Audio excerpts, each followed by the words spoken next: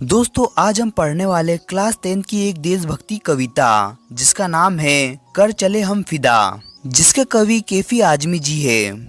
यह कविता फिल्म हकीकत के लिए लिखी गई है और इसमें देश के सैनिकों की भावनाओं को दिखाया गया है। इसमें बताया गया है कि एक सच्चा सैनिक अपने देश की रक्षा के लिए हमेशा तैयार रहता है। वह देश के सम्मान के लिए अपनी जान तक देने से नहीं डरता। तो आइए दोस्तों हम इस प्यारी सी कविता को डिटेल समझते हैं। इन पंक्तियों में कवि कहता है कि सैनिक अपने आखिरी संदेश में बोल रहा है कि वे अपने प्राण देश के लिए दे रहा है और जाते जाते वे यह देश देशवासियों को सौंप रहा है।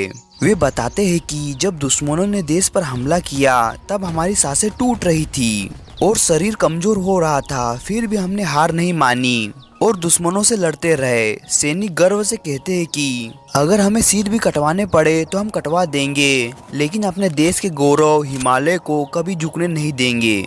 हम अंतिम सांस तक दुश्मनों से वीरता से लड़ेंगे और अब देश की रक्षा की जिम्मेदारी आप सबकी है। इन पंक्तियों में सैनिक कहते हैं कि हमें जीवन में कई बार जीने के मौके मिलते हैं, लेकिन देश के लिए जान देने का मौका बहुत कम लोगों को मिलता है। इसलिए वे कहते हैं कि अगर देश के लिए मरने का मौका मिले तो उसे कभी नहीं छोड़ना चाहिए। वे युवाओं को समझाते हैं कि सच्चा सौंदर्य और सच्चा प्रेम वही है जो देश के लिए अपना खून बहाने को तैयार हो। जो जवानी देश के काम ना आए वो कैसी जवानी। सैनिक देश की धरती को दुल्हन मानते हैं और कहते हैं कि जैसे पुराने समय में राजा अपनी दुल्हन को पाने के लिए बड़ी से बड़ी मुश्किलों से लड़ते थे, वैसे ही तुम इस देश रूपी दुल्हन की रक्षा करना, क्योंकि अब हम देश की रक्षा का काम तुम्हें सौंप कर जा रहे हैं।